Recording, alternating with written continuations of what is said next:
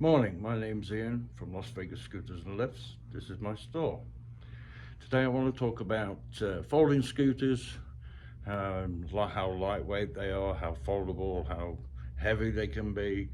So I've only got 4 examples in store, but I've got a list of all different sort of folding scooters that are on the market that we can get. We don't carry all of them, so let's get started.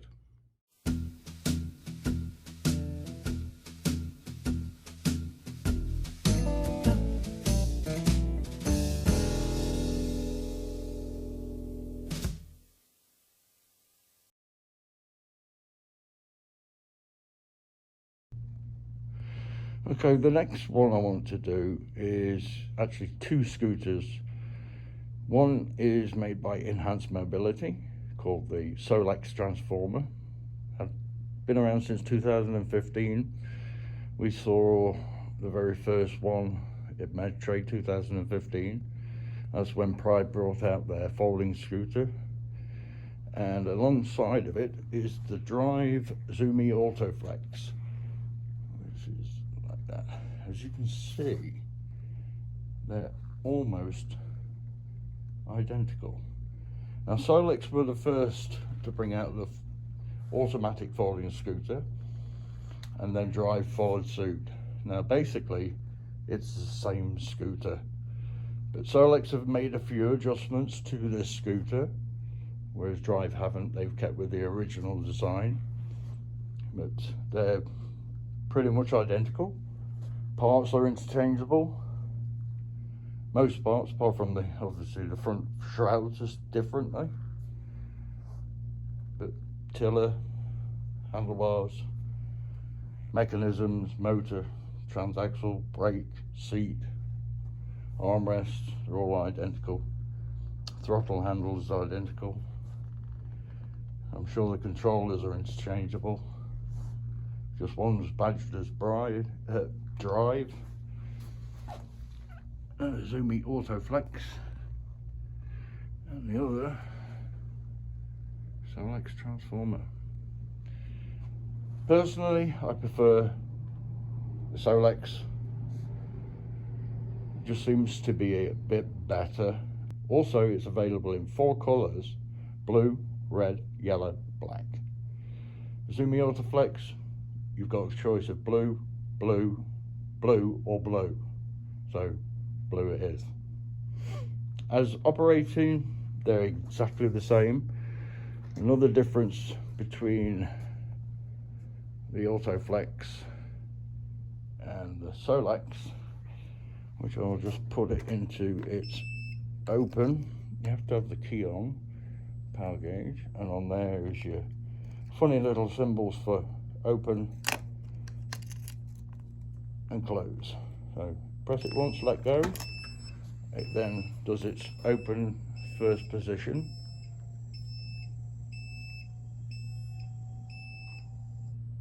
And it will stop. And then we go back to the remote and press it again. And it will go to its fully open position.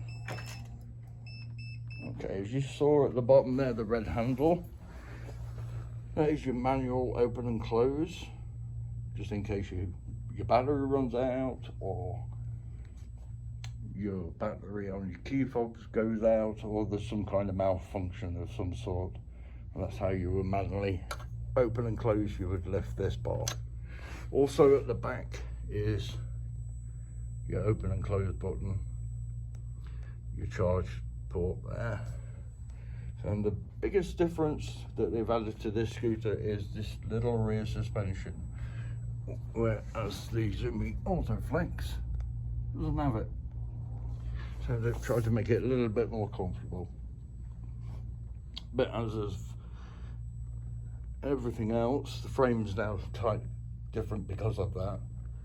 But the original version of this was the same as the Auto Flex, so those parts would be interchangeable.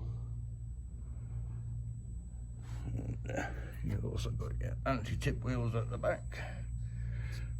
Still got the packing material on it. This one's just come in yesterday for a customer who just ordered it. Going on a conference and they want something to travel with. So both batteries come out the same. There's a little strap just there that you would pull and just flick up, and that's how the battery is removed. Nice and lightweight. I think it weighs about 7 pounds. Lightweight. Also airline friendly. There is a document that you can download. It tells the airlines that it is airline friendly, and it's this value here, the 10 AH.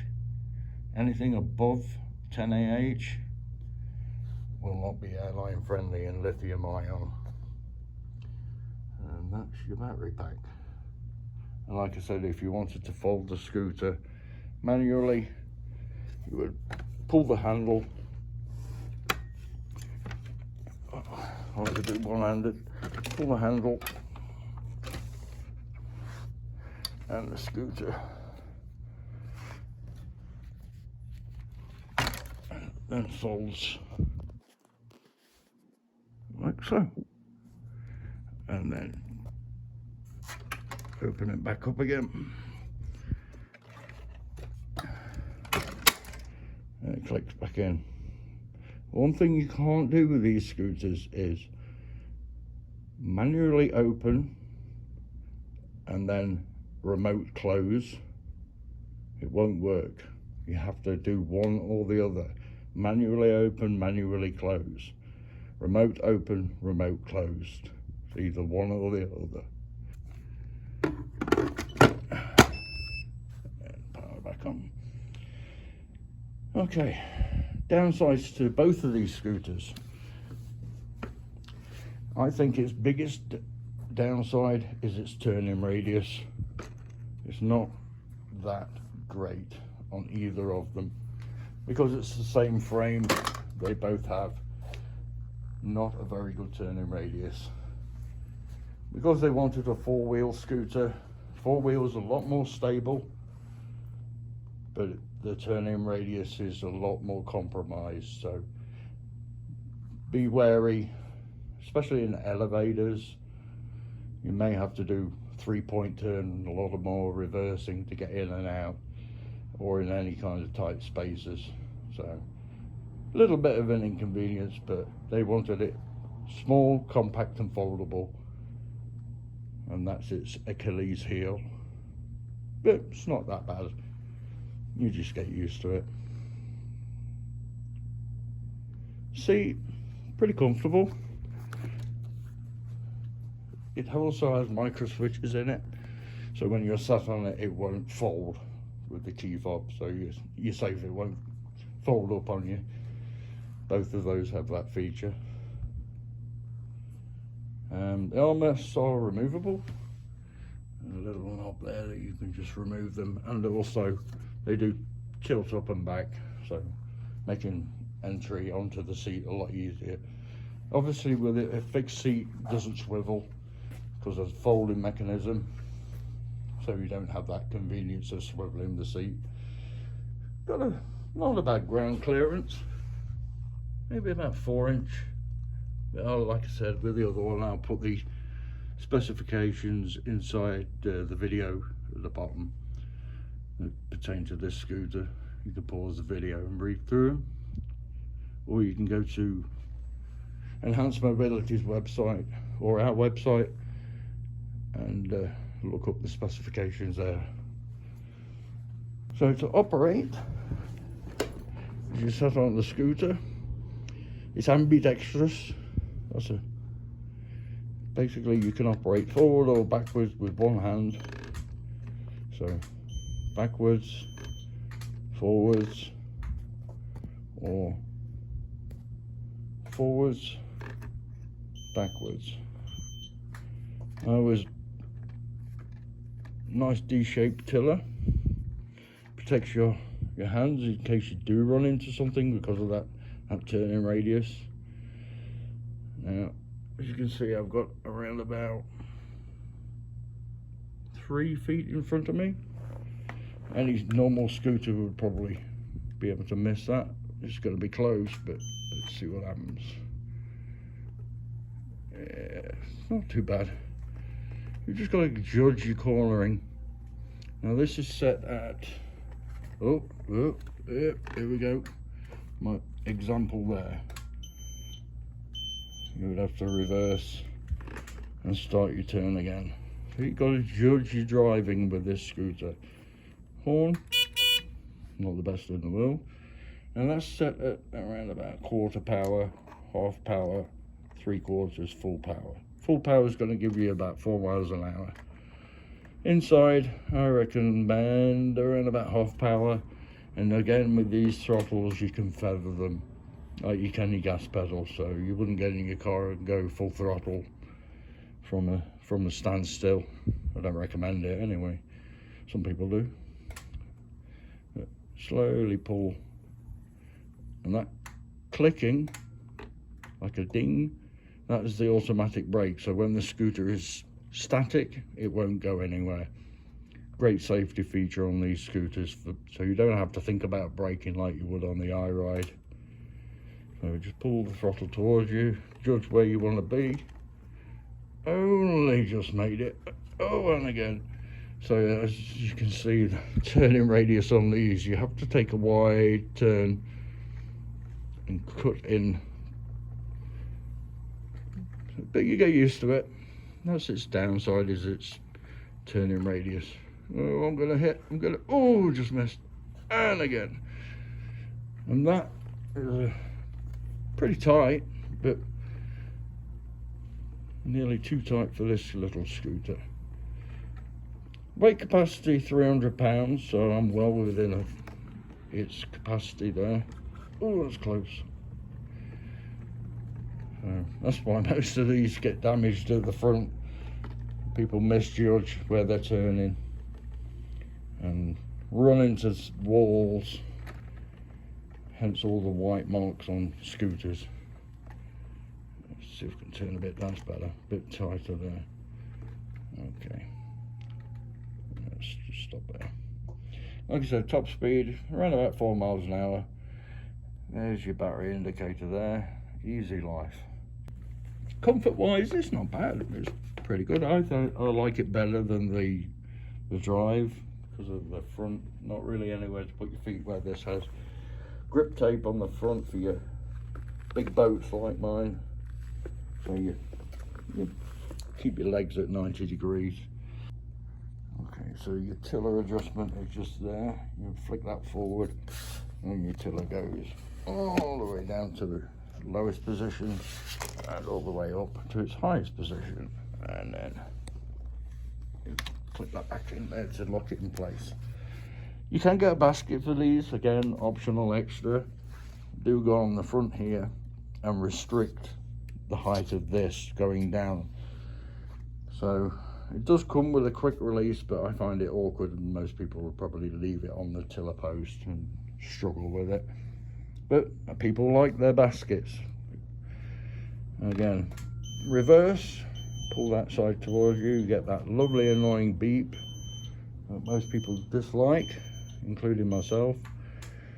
And it's to warn other pedestrians, especially here in Vegas, when the heads are in the clouds, not looking at what's happening around them and walk into people with scooters. So it's just an alarm for other people, not so much yourself.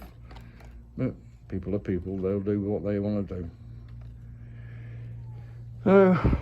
The Drive is pretty much identical. Like I said, apart from those other different features like the front there, the no suspension. Turning radius is the same, operation is all the same, stops halfway through, then does its final fold. Seat back folds down, and the armrests go up and down. It's just like the other. Batteries, pretty much exactly the same. If you wanted to charge the battery off of either of these scooters, you would have to buy the optional in-home charging pack, which is basically a stand that you would place the battery in, plug your charger into the stand, so that way you don't have to bring the whole scooter in out of the car and just charge the battery. or maybe you stop over at a hotel somewhere on your travels, you don't want to bring your scooter in but want to charge the battery, you can do that with one of those. Obviously it's adding more price to the scooter, otherwise you would have to charge the scooter from the rear with the battery inside the scooter via that port just there. Your charger is a specific lithium-ion charger. This is the one that came with the Drive.